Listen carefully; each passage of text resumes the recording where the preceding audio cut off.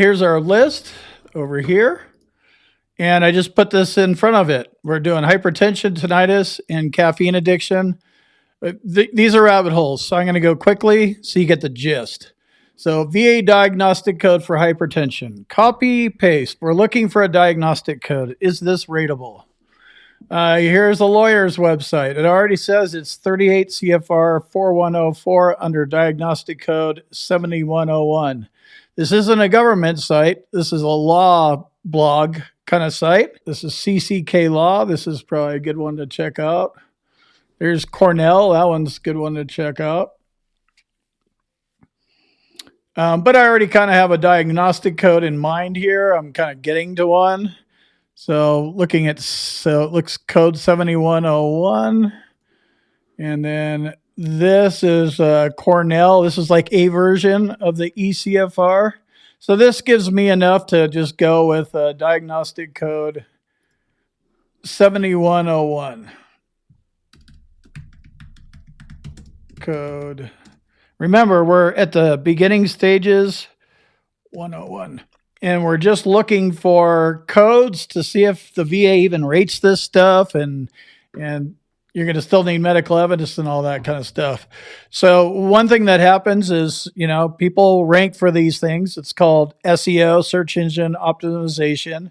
Nobody controls it except for Google. So there's older articles in here. The VA updates how it rates disabilities. So you want to pay attention to the date. That's why I suggest you always go to the Electronic Code of Federal Regulations. As you can see right on here in red letters, it's current as of August 24th. That's why you always want to check this, because this is the law. Blog posts and opinions, maybe some spin of the law or something like that. So always bring it into here. Simple search. We're just going to search for code 7101. See if anything comes up. Got a hit. Then you just have to click these open, and see if you can find anything. I don't know what hypertension is, but I'm seeing code 7101 all over the place. And I don't understand hypertension. I don't have it. But if, that this is you and your claim, you're filing hypertension. So you need to understand it. So it's rateable a lot of different ways, it looks like, under different codes. So now you need to find out, do you have a diagnosis? Do you have this diagnostic code? Do you have the nexus? Next step. So moving on, VA diagnostic code for tinnitus. Just go back in here and pop that in. Get rid of these sites. So this is diagnostic code. Looks like this is another doc download, but since this is va.gov, I'm just going to go with code 6260 because I already know this is it because I'm rated for it. But we'll go through the motions anyway. So we'll go back to home. Simple search. You just search these codes once you get them. This isn't an exact... Oh, that didn't work out very well. All right. So maybe 6260 is better. 6260. Okay, disabilities, ear, schedule for reading disabilities. I know that this has a different name to it. So government info, Federal Register is another good one.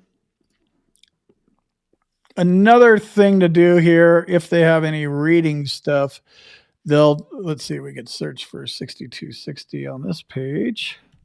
Again, this is the way I do it. I'm on a Mac, whatever you use, a phone or whatever. I'm looking for the way, this is what I'm looking for. I'm looking for the way the verbiage is 6260 tinnitus, recurrent. That's the one. So I'm going to take that.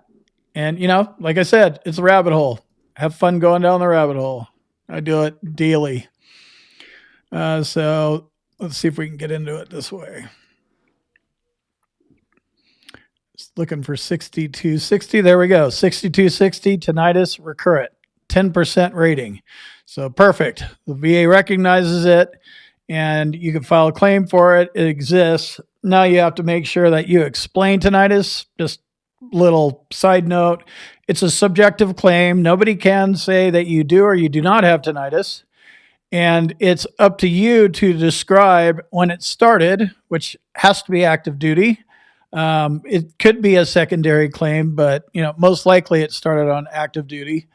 And you need to say that in your personal statement, and always submit a personal statement for every disability. That's your opportunity to speak in layman's terms. That strategy, that's my boot camp. That's what I talk about. I preach it and I teach it. You need a doctor that can help you with a Nexus letter.